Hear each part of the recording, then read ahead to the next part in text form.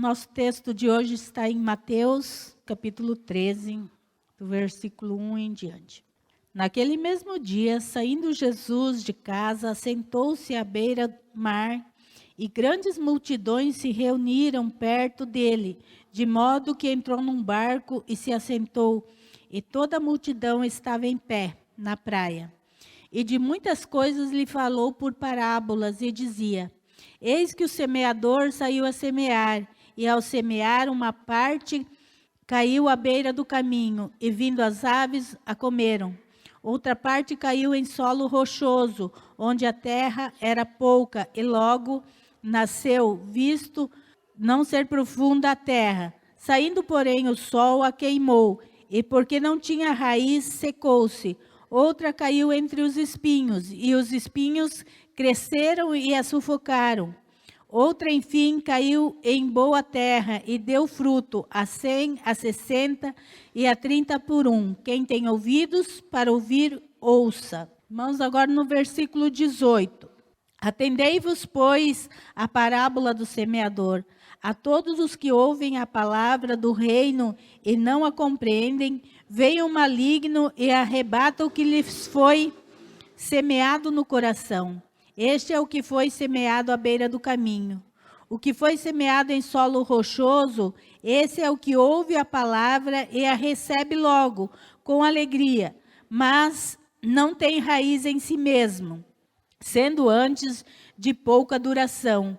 Em lhe chegando a angústia ou a perseguição por causa da palavra, logo se escandaliza. O que foi semeado entre os espinhos é o que ouve a palavra, porém os cuidados do mundo e a fascinação das riquezas sufocam a palavra e fica infrutífera. Mas o que foi semeado em boa terra é o que ouve a palavra e a compreende. Este frutifica e produz a 100, a 60 e a 30 por um.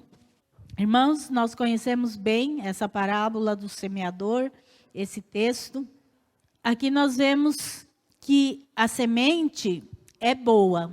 A semente é boa, porque a semente é a palavra do Senhor. Então, não existe problema nenhum com a semente é boa. Também não existe problema nenhum com o semeador, porque o semeador, ele saiu a semear, ele saiu fazendo o seu trabalho e saiu fazendo aquilo que ele deveria fazer. Então, não existe problema nenhum, nem com a semente e nem com o semeador. Então, aonde que estava o problema? No tipo de solo que caiu a semente. E se eu perguntar aqui, que solo você é, com certeza nós diríamos, eu sou a boa terra, porque a semente caiu no meu coração e ela frutificou, e ela cresceu. Então, se eu fosse perguntar aqui, nós diríamos que nós somos a boa terra. E realmente, nós somos a boa terra. Porque a palavra de Deus, ela frutificou. E geralmente nós falamos que essa parábola está falando para as pessoas que ouvem e não aceitam a palavra. Sim, isso é verdade. Essa parábola também fala sobre isso. Mas eu estava pensando nesta palavra e meditando, e estava pensando como anda o meu coração. Porque às vezes a gente está tão acostumado a dizer, não, o meu coração é uma boa terra. Ele é uma boa terra. Será que todos os dias o meu coração é uma boa terra? Que ouve a palavra e realmente se alimenta dela e faz ela frutificar? Por quê? Porque aqui diz que quando a semente cai em boa terra, ela frutifica. A 30, a 60 e a 100 por um. Então, ela gera frutos. Ela precisa gerar frutos. E se não gerar frutos, é porque a semente, então, não frutificou. Tem algo errado. Mas nós vimos que a semente é boa. A semente plantada é boa.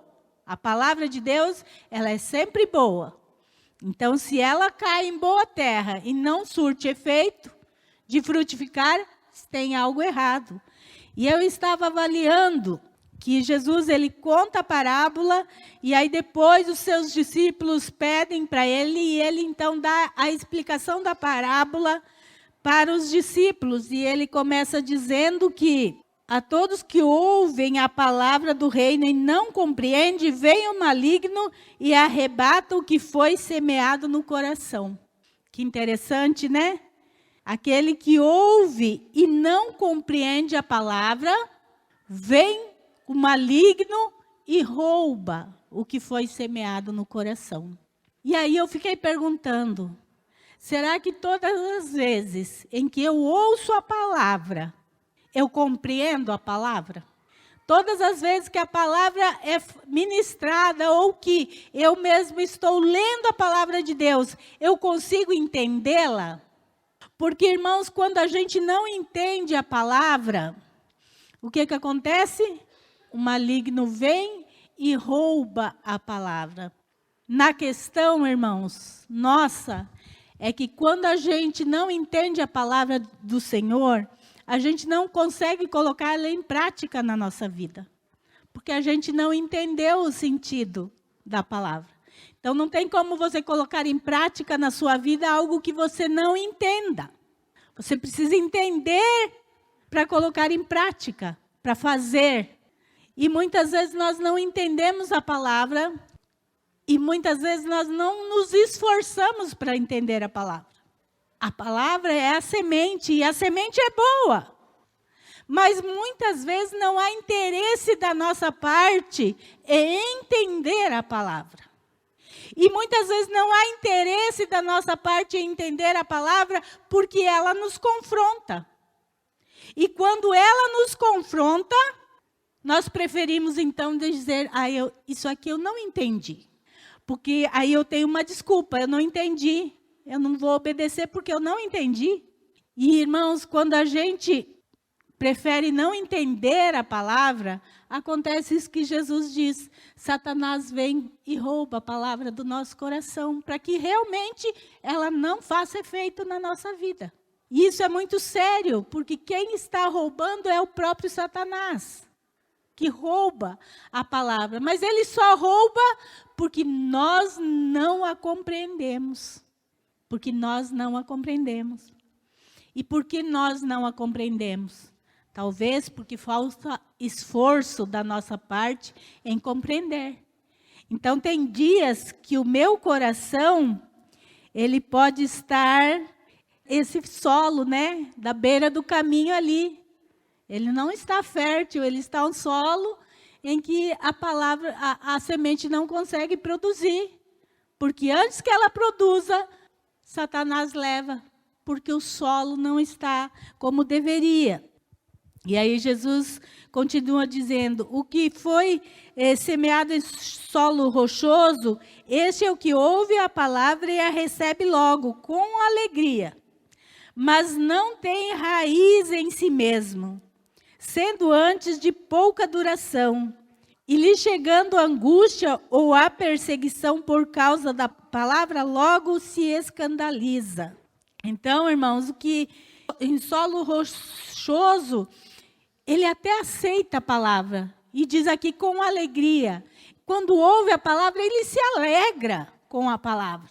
O seu coração fica feliz com aquilo que ouviu, com aquilo que viu da palavra.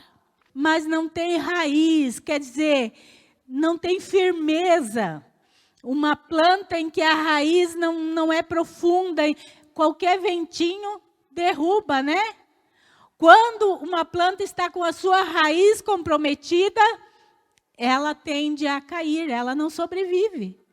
Porque a planta pode estar muito bonita em cima da terra, mas se a raiz dela não for boa, é apenas aparência, ela está fadada ao fracasso. Porque o que sustenta a planta é a raiz, não é as folhas, não é as flores. Não é o que a gente vê, mas é aquilo que a gente não vê. E às vezes, irmãos, por fora, nós parecemos muito cristãos. Nós temos jeito de cristãos. Nós falamos como cristãos. As pessoas olham para nós e acham que a gente é cristão. Mas é só a aparência. Não existe raiz, não existe firmeza em nós da palavra. Não existe segurança em nós da palavra. E aí, diz que qualquer motivo, e eu vou falar assim, pediu algo para Deus e Deus não deu, pronto. Por quê? Aquela alegria de quando recebeu a palavra vai murchando. Aquela alegria de ter tido contato com Deus vai murchando. Peraí, né? Porque, infelizmente, hoje também se prega um evangelho, muita festa, né? E se esquece que a vida cristã, ela não é feita de festa, ela é difícil. Então, quem não tem uma profundidade, não tem raiz na palavra, acontece isso. Até se alegra com a palavra. Até, puxa, essa palavra falou comigo. Nossa, que bênção de palavra. Mas não tem raiz, irmãos. É rasinho. E qualquer coisinha derruba a pessoa da presença de Deus. Por qualquer motivo. Esse é aquele cristão que quando alguém pede, você é cristão? Não. Eu vou lá na igreja porque eu gosto de lá. Né? As pessoas são... o louvor é bom lá. Ela não sente, né? Não, eu sou cristão. Ela não sente o orgulho de falar que é cristão. Porque ela não tem raiz. Ela tem uma aparência, mas não tem raiz. E muitas vezes, irmãos, nosso coração está assim. A gente acha que a gente é só terra boa, mas às vezes nosso coração está assim. Deus fala conosco, através da sua palavra. Deus está ali e às vezes a gente, puxa, a palavra foi boa mesmo.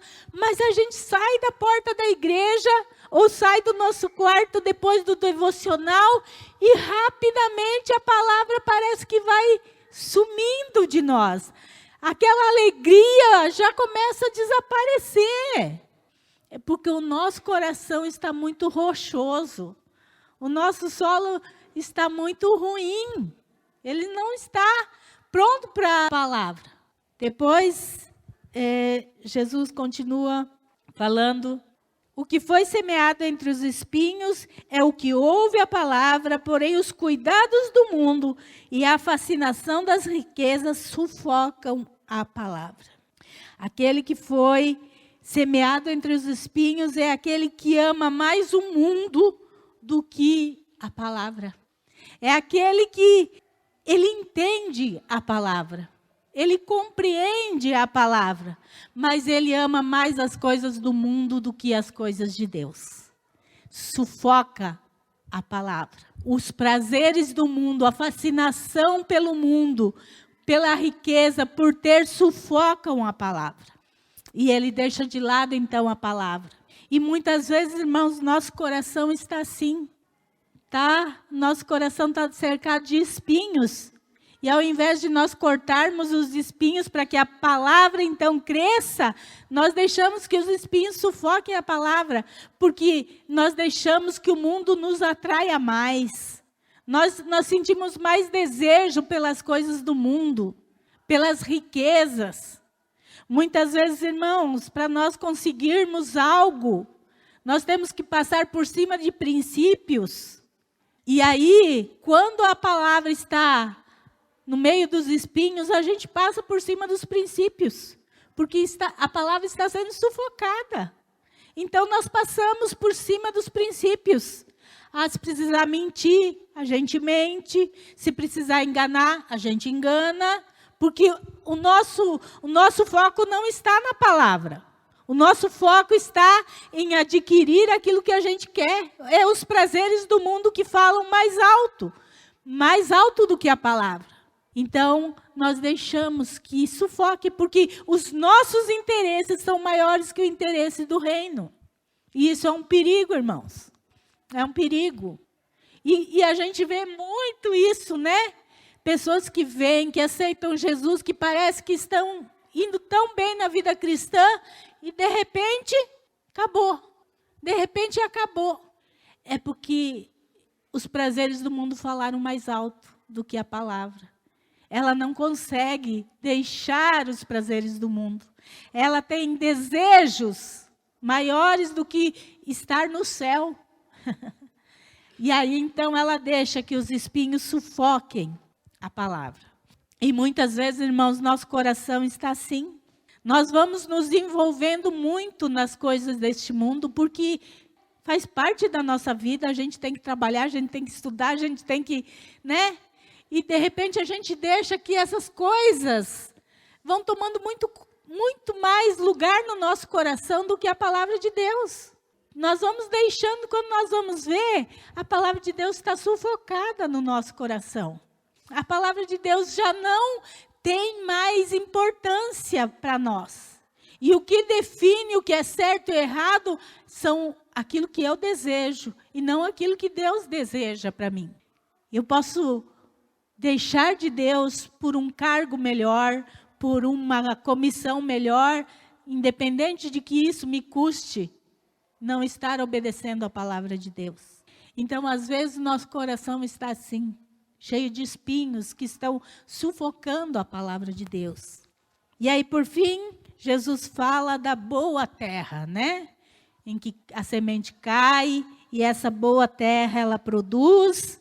E, como eu falei no início, se eu pedir aqui que terra você é, você vai dizer, eu sou a boa terra. E amém se todos fossem a boa terra. Que bom se todos nós fôssemos a boa terra. Mas, para quem já trabalhou ou trabalha na roça, sabe que mesmo a melhor terra, ela precisa ser cuidada. Mesmo uma terra fértil, boa, ela precisa ser cuidada, né? Porque ela também nasce ervas daninhas na terra boa, né? A terra boa, ela precisa ser mexida, remexida para fazer um novo plantio, né? A terra pode ser ótima, mas não dá para você jogar a semente lá de qualquer jeito, né? Sem cuidar da terra. Ela precisa ser cuidada. E aí, você que diz, eu sou a boa terra, você tem cuidado dessa boa terra, que é o seu coração? Você tem remexido no seu coração para continuar a produzir? Você tem ainda está cuidando dessa boa terra? A palavra de Deus, ela chega no seu coração e ela produz a 30, 60 e a 100 por um? Ou você deixou de produzir? A terra pode ser boa, mas se não for cuidada, ela deixa de produzir, de dar o seu fruto. E o que é, então, cuidar dessa terra? É amar e conhecer a palavra de Deus. É estudar a palavra de Deus. É conhecer os princípios e valores do reino, que é a semente. Então, eu preciso conhecer, eu preciso amar essa palavra. E ela precisa dominar o meu coração. E como que eu faço isso? Estudando a Bíblia, irmãos. É o único caminho. É conhecer, é estudá-la. Isso é eu remexer o solo do meu coração. Tem muitos irmãos aqui na igreja que fazem o devocional todos os dias. Os jovens são em primeiro lugar, mas exige muito dos outros irmãos também que fazem o devocional todos os dias. Esses irmãos, eles estão todo dia mexendo na terra do seu coração. Fazendo o devocional, você está mexendo na terra do seu coração. Você está fazendo essa terra frutificar. Então, às vezes a gente pensa assim, mas o devocional é meio chatinho, né? Às vezes a gente está cansado e tal, mas lembre que é o momento em que você está cuidando do seu coração. Em termos de anatomia humana, o coração é um dos principais órgãos do nosso corpo. Nós temos que cuidar, porque se der problema nele, a coisa complica. Então, irmãos, quando você for fazer o devocional, mesmo que você esteja cansado, você está cuidando do teu coração. Ele é vital para você. É vital esse cuidado para o seu coração. Então, faça o devocional com alegria. Eu estou mexendo na terra fértil para que ela continue fértil.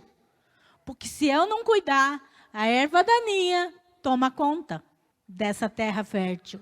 Outra coisa, irmãos, que é essencial na preparação da nossa terra é uma vida de oração. Não tem como nós sermos um solo que produz sem uma vida de oração. E uma vida de oração não é no culto de quarta-feira. O culto de quarta-feira é um culto onde nós, em união, oramos juntos. Mas ele é um culto para que nós juntos oramos uns pelos outros, para que a gente coloque os pedidos de oração para que o outro irmão também ore. É muito bom o culto de oração, mas uma vida de oração não se resume ao culto de quarta-feira. O culto de quarta-feira é um reflexo da minha oração diária. O culto de quarta-feira, ele deveria ser o mais importante da igreja. A oração deveria juntar mais pessoas do que uma festa. Mas não é assim. Porque as pessoas de hoje, infelizmente, o cristão de hoje é um cristão que está perdendo o hábito de orar. Onde já se viu cristão que não ora. Irmãos, eu não estou falando daquela oração de 5, 10 minutos que a gente faz um pouquinho antes de dormir, né? Não, irmãos. Eu estou falando daquela oração que Jesus fala assim, ó. Entra lá no teu quarto, fecha a porta e se derrame aos pés do Senhor lá no seu quarto. 1 hora, 2 horas, o tempo que for. Mas nós hoje não oramos mais. O cristão de hoje não sabe o que é oração. E irmãos, eu estou aqui toda quarta-feira. Nosso culto de oração é 1 hora. E nós oramos desta 1 hora. Sou eu que dirijo o culto, estou falando do que eu sei. Nós oramos nessa 1 hora cerca de 20 minutos. Porque tem a palavra, tem o louvor. Mas a oração de joelho dobrado é 20 minutos. E muitos não conseguem orar 20 minutos. Se você não ora 20 minutos aqui na igreja, você não ora nem 5 na sua casa. Você não tem uma vida de oração. E não tem como manter o solo do nosso coração fértil, produzindo, se não orarmos. Oração é intimidade com Deus. Eu quero ir para o céu, mas eu nem conheço Deus. Você quer passar a eternidade com Deus, mas você nem conhece Ele. Por quê? Porque a gente conhece Deus na oração. A gente recebe o poder de Deus na oração.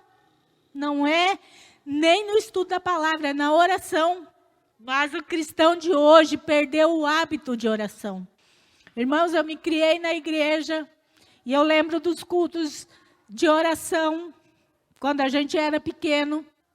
Eu era criança ainda, mas nós íamos no culto de oração, porque não tinha como carro, né? Era tudo a pezinho mesmo. E nós chegávamos e não tinha tempo ruim, com chuva ou sol. Nós éramos lá do sul, irmãos. O inverno de lá é triste. Mas meu pai e minha mãe nos levavam, mesmo no inverno, nos cultos. A pé. E nós íamos para o culto. E nós chegávamos ali e todos dobravam o joelho. Adulto, criança, todos dobravam o joelho. E era 1 hora, 1h30 de oração. Não tinha outra coisa, era só oração. Aí a gente vê, mas por que a gente não vê mais o falar em línguas? Por que a gente não vê mais as pessoas sendo curadas? Por que a gente não vê os milagres? Porque a igreja do Senhor não ora. E tem uma frase que diz, muita oração, muito poder, pouca oração, pouco poder. A gente não está vendo, não é porque Deus mudou. Deus não mudou. Ele continua fazendo grandes coisas. E pela sua misericórdia, a gente ainda tem visto Ele agir, mesmo com a nossa pouca oração.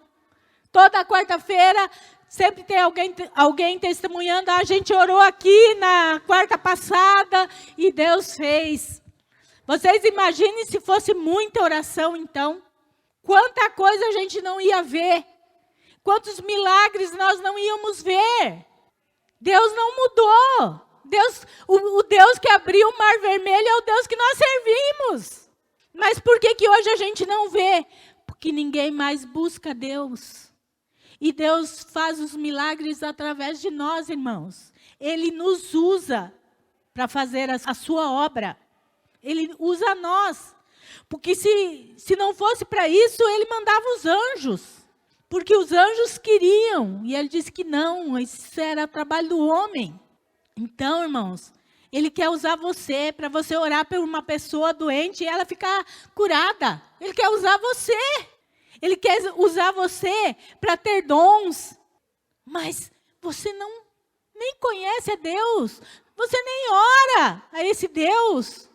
Como que Deus vai derramar do seu espírito sobre você e fazer você transbordar e ter dons se não ora? Então parece que nós deixamos de orar. E isso faz parte do cultivar uma terra fértil.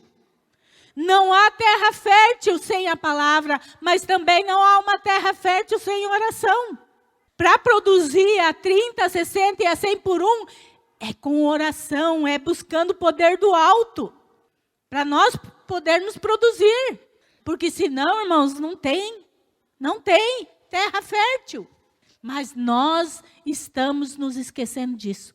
Nós queremos sim, quando nós precisamos de Deus, nós queremos que Deus nos responda imediatamente. Mas quando nós temos que buscá-lo, adorá-lo, não dá. Jesus, ele era íntimo do Pai. Não existia ninguém mais íntimo do Pai do que Jesus, não é? O Filho de Deus. Mas nós vemos Jesus seguidamente indo orar. Por que Jesus precisava se retirar e ir orar, irmãos? Primeiro, ele não tinha nem pecado para confessar, né? Segundo, ele era íntimo do Pai. Mas Jesus nos mostrou a importância da oração. Por isso que nós vemos e lemos, Jesus foi para o monte orar. Jesus pegou os discípulos e foi orar. Jesus só passou pela cruz, irmãos, porque antes da cruz ele estava orando. Ele foi orar para poder suportar a cruz. Mas o cristão de hoje quer vencer as tentações sem orar. Quer vencer o pecado sem orar. Quer vencer o dia mau sem orar. Não dá, irmãos. Não dá. Então eu quero pedir nessa noite, que solo é o teu coração? Se é um solo fértil, se não está no meio dos espinhos, ou não está uma rocha, ou se você não está à beira do caminho ali, que você deixa que tudo que a palavra vem, Satanás roube de você, mas você está dizendo, não, meu coração é um solo fértil. Eu quero dizer para você, como você tem cuidado desse solo fértil? Ele tem produzido? Porque a terra fértil produz. É natural da terra fértil produzir. Porque se ela não produz, ela não é fértil. Então, se nós não estamos produzindo para o reino, é porque o nosso coração, ou nós estamos nos enganando, dizendo que nós somos uma terra fértil, quando na verdade a gente não é. E nós precisamos que a palavra de Deus faça diferença na nossa vida. E para nós chegarmos na eternidade, nós precisamos conhecer a palavra de Deus. E nós precisamos ter intimidade com Deus, que é na oração. Deus não mudou. A gente fala com Deus do mesmo jeito de antigamente, é com o joelho dobrado, orando. Deus não é dos tempos modernos, que você vai lá na internet, 5 minutos, 2 minutos. Não, com Deus as coisas continuam iguais. É oração do joelho dobrado, busca por Deus. Estudo da palavra, conhecimento da palavra. É isso que faz com que o nosso coração continue sendo uma terra fértil, continue a produzir. E produzir é me manter firme para ir para o céu e contribuir para o reino. É trazer mais pessoas, levar mais pessoas ao reino. Isso é produzir a 30, a 60 e a 100 por 1. Por que Jesus faz essa distinção, 30, 60 e a 100 por 1? Não é a mesma semente na mesma terra? Por que um produz mais e outro menos? É porque Deus conhece as limitações de cada um. Tem pessoas que fazem muito mais, conseguem ir mais além, outras, né, conseguem menos, mas não importa se seja 30, 60 ou 100, o que importa é que produza. Não a quantidade, mas que ela produza. É isso que está faltando no meio da igreja, que realmente a igreja produza. Se cada um de nós aqui produzirmos uma pessoa para o reino, não precisa nem ser 30, nem 60, nem 100, mas uma pessoa para o reino. A igreja aqui já ficaria até pequena, não é? Se 100 pessoas ganhassem mais uma pessoa para o reino. Irmãos, nós estamos produzindo? Será que nós estamos produzindo?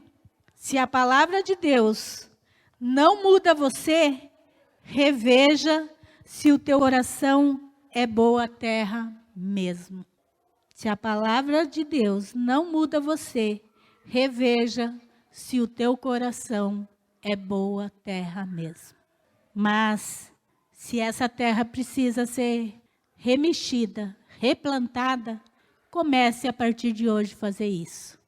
Comece a partir de hoje cultivar essa boa terra, porque ela recebe a boa semente, semeada pelo bom semeador. E você vai produzir a 30, a 60 e a 100 por um. Que Deus nos abençoe.